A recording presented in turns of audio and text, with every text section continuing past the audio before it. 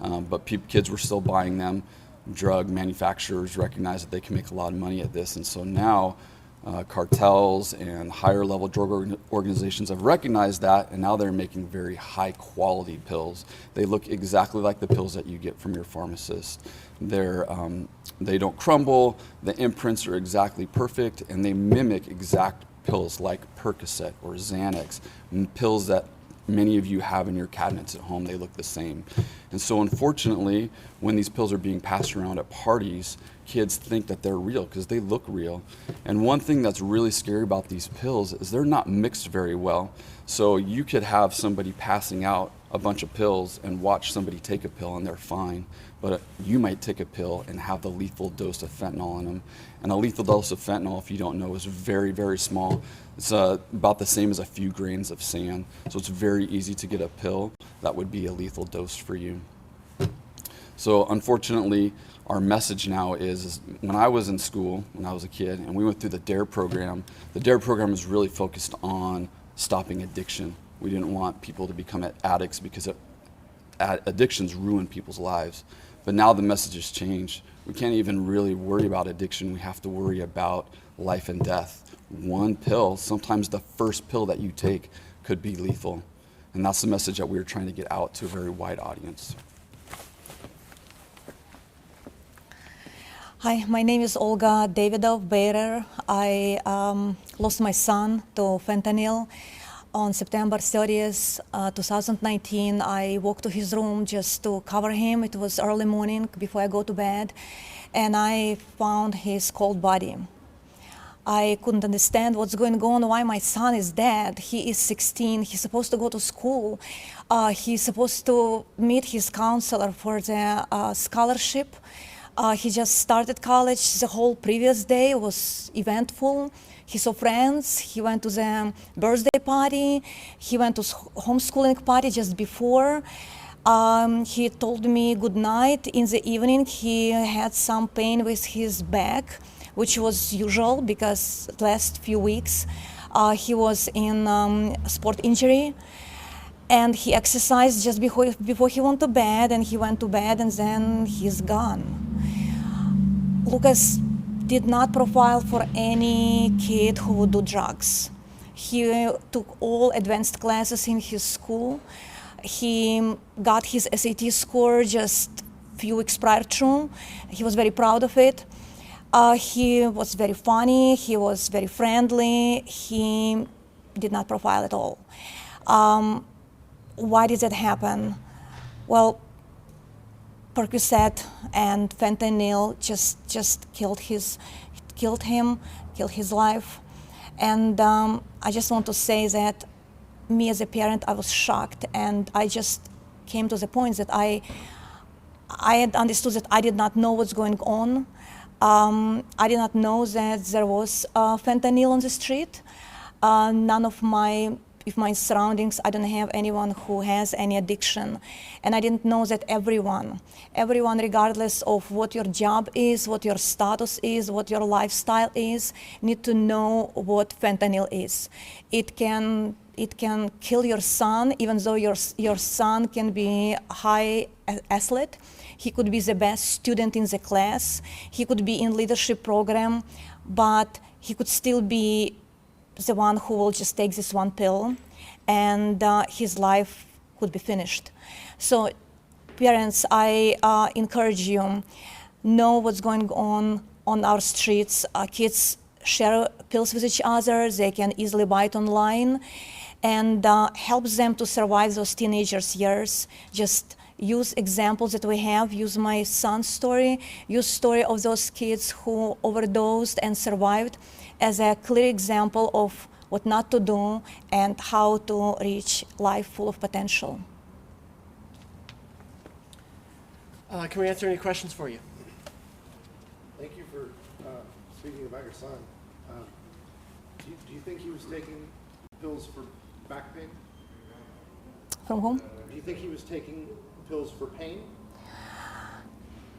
It is not clear to me. I cannot say for sure, but I almost 99% certain that he was taking that pill because he was in pain. He loved football, and he couldn't play football this season specifically. He was in pain therapy, and just before he went to bed, he told me that he is in pain. So I am pretty sure that he did take that pill from pain, and I did not see my son anytime high or behaving high, so that I would suspect that he was doing drugs before. How old was he? My son was 16. And what did he want to be when he grew up? He had a good question, thank you. He had an appointment scheduled to do something in NASA, but he was really good with computers. He had tons of computers books on C, and he was just self-studying. He loved programming. And just as a teenager, lately, he was in cooking and in design. So he had a lot of ideas. Olga, when you heard about what happened over the weekend in Bellevue and Megan called you and wanted you to come today, what was that feeling in your heart for these other parents that had this Yes. similar thing happen? Yes, thank you. I just was in pain, and I think that I wanted, after Lucas's death, no more deaths to occur, because I felt that, well, you know what is happening, but also I feel that even though somebody can learn from mistakes, still some mistakes will be made.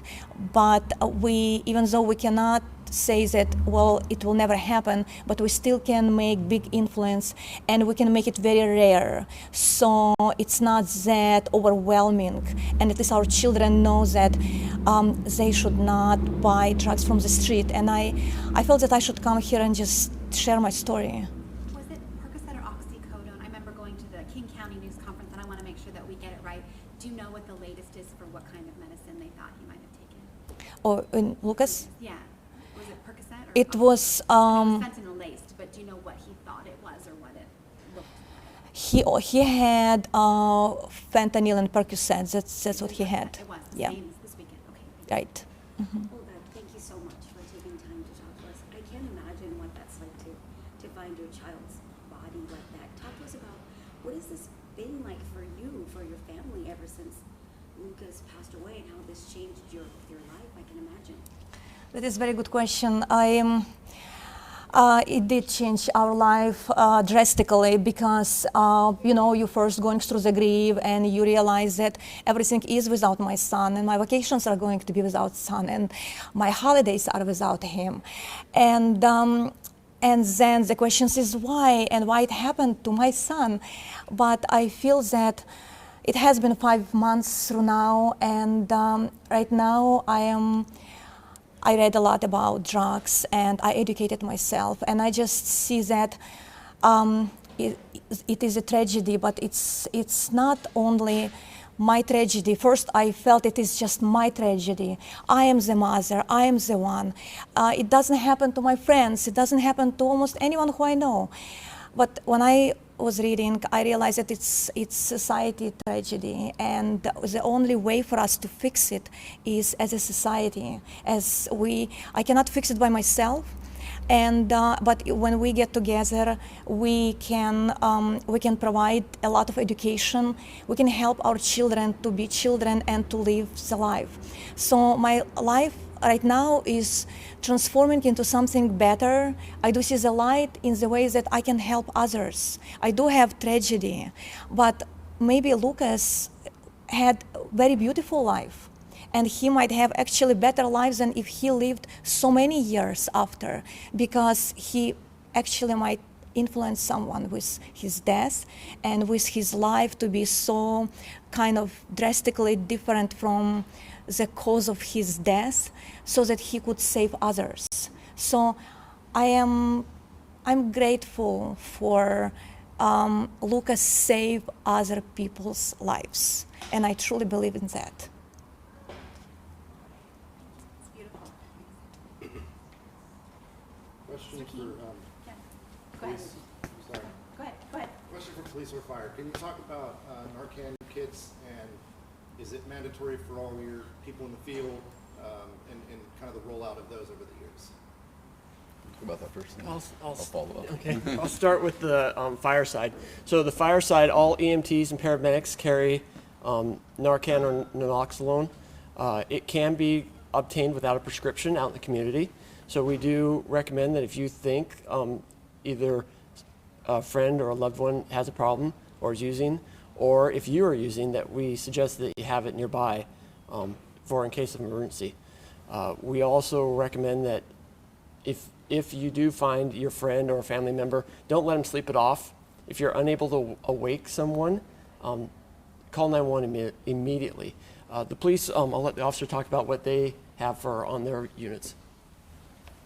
Yeah, we are rolling out naloxone kits for officers to carry on them out on the street.